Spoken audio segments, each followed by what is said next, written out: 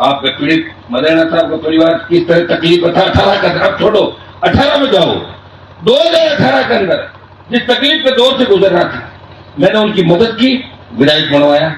उसके बाद वो सामने हो गए, आदत है अपने लोगों की मदद करता है, भाई भाई के सामने तो होना ही, तो अपना तो पूरा जो हिस्ट्री वो इसी बात की रही, दूसरों नहीं लड़ सकते हमारे लोगों से। एक नहीं जो नागौर में लंबे लंबे भाषण दे रहे हैं, ये ज्योति बिरला का कहीं नाम नहीं था।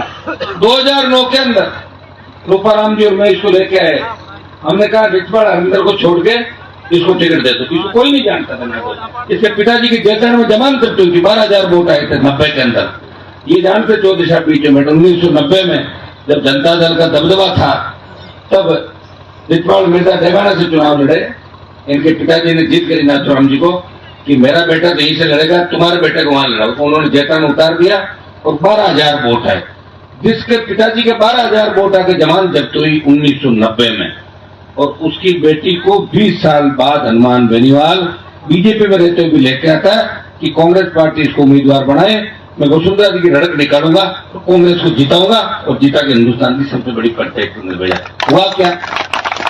सामने हो गई, प्रयास किया, वापिस नहीं जीतने दिया, 4 बार हराया लगातार, 3 बार लोकसभा और 1 बार विधानसभा।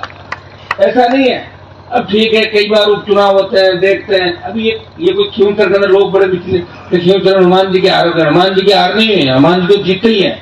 हनुमान जी को 95,000 वोट लेके खुद के दम पे लगातार लड़ाई लड़ रहा है एक व्यक्ति राजस्थान में, वो सरकारों से लड़ रहा है, वो मुझे भी याद दिला रहे लोगों को, कहाँ गई मुझे, इस स्थिति में लेके आ गया राजस्थान। हाँ, हमारे लोग ना समझते नहीं है। अभी भी 20,000 वोट अगर बीजेपी में नहीं देते क्या फर्क पड़ जाता? और जिसको जिताया है वो कौन सा आपका मान सम्मान बढ़ा देगा? बताओ मुझे।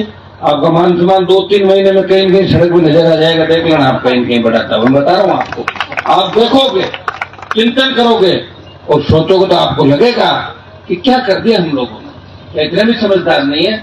जिस हनुमान बेनीवाल ने इस नागौर का, इस प्रदेश का, इस कौम का सम्मान पूरे देश के अंदर बढ़ाया, जब 3 कृषि बिल आए, 3 कृषि बिलों के खिलाफ जब आवश्यकता थी देश में कौन साधक देगा, तो हरियाणा, पंजाब, दिल्ली, यूपी के नेता मेरे पास आए समाज के, जिनके नारे हम लगाते थे, उनके लोग हमारे पास आए कि साहब आप मोदी की सत्ता को ठोकर मारो, आप तेजाजी महाराज की धरती चाहते हो।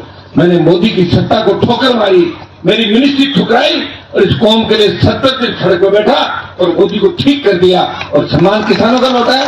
अग्निवीर के मामले के अंदर अगर देश में किसी ने विरोध किया तो जोधपुर में 2 लाख जवानों की रैली करके प्रधानमंत्री को चेतावनी दी, आए मोदी जी दिल्ली की तरफ तैयार हो जाओ।